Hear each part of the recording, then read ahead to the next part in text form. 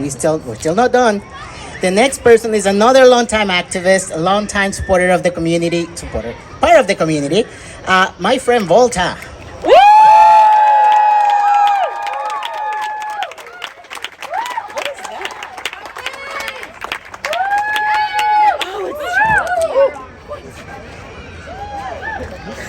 Good evening, everybody. How are you? My name is V, and before we begin, I want everyone to say happy birthday, Bob. Happy birthday, Bob! Bob O'Neill, raise your hand. Today is Bob's 76th birthday. He is a longtime gay advocate in Rhode Island. And because of individuals like Bob, we are all here today.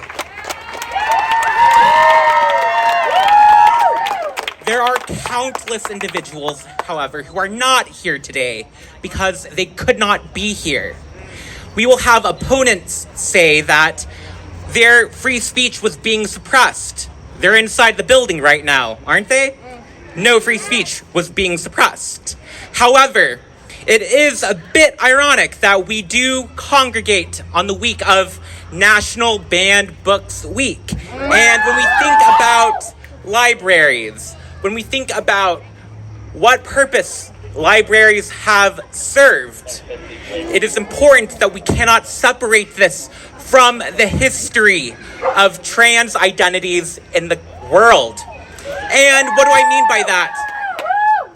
The etymology of trans, as we know it, could be traced back to the 20s or the 1910s. However, the language shifts, the language moves. That does not mean people who have expressed nonconformity to gender cultural norms have not existed throughout cultures, throughout time.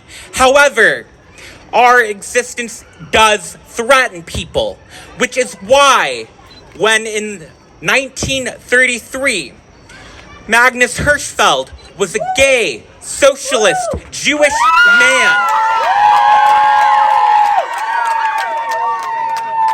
He ran the Institute of Sexology in the Weimar Republic, which was pre-Nazi Germany.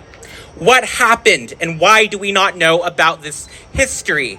Because when we think about banned books are just one gateway to more violence. And by that, I mean Magnus Hirschfeld in his Institute of Sexology in Germany, in Berlin, they not only provided preliminary hormone treatments in 1930, they not only did the first gender-affirming surgery in the 1930s. But their material, their research, their content was so threatening to Nazi Germany that their library, their institute, their archive was burned down. The audacity. The audacity.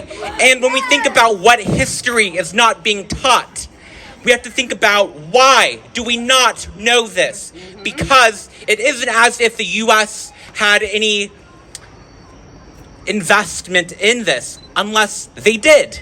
Because our identities, our culture, our existence is not only threatening, it also shows people that there are ways to show up as who you are and be accepted and be loved. He provided STI treatment back in the 20s and 30s of Germany. He provided care with getting people to update their IDs so that they could walk around Berlin, Germany in opposite sex clothing, there's quotes around that, without having police harassment. That is what they did in the 1920s and the 1930s. And when we think about who banned those books, sure, it was the Nazis in power, but who lit the match to the books? It wasn't officials. It wasn't politicians. It was young people.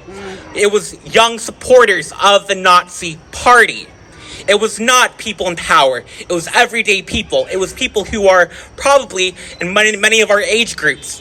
What I will end is by saying, when we think about what libraries can provide, it is information that is accurate, correct, up to date. It is a place where we do not.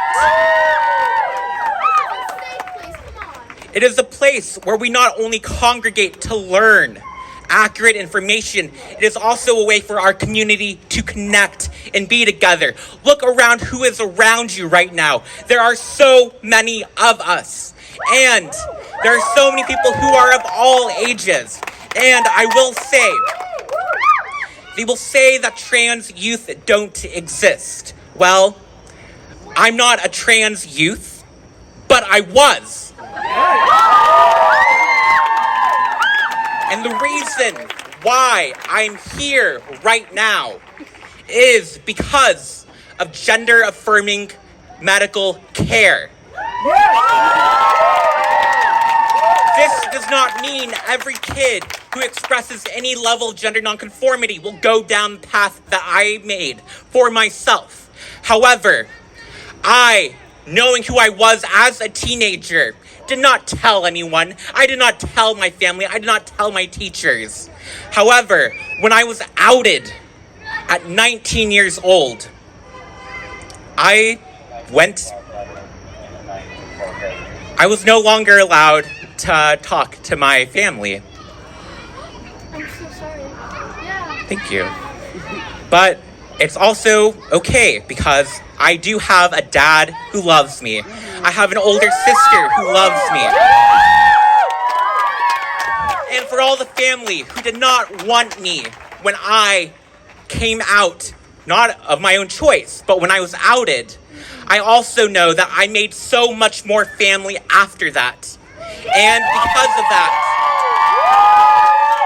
here's what I will say to all the young people who are here tonight. You don't have to know who you are. You don't have to know what decisions you're going to make. But what I do want you to do is know that it's okay to understand that you don't know who you are all the way yet. I am in my late 20s, and I still don't know who I am all the way. But I do know I'm happy. Yes! I am loved. I am a resident of Cranston, Rhode Island, and I do know that this is where I belong, and that hopefully there will come a day when we will not need to congregate like this to prove that we are loved and we are supported. Thank you and be safe.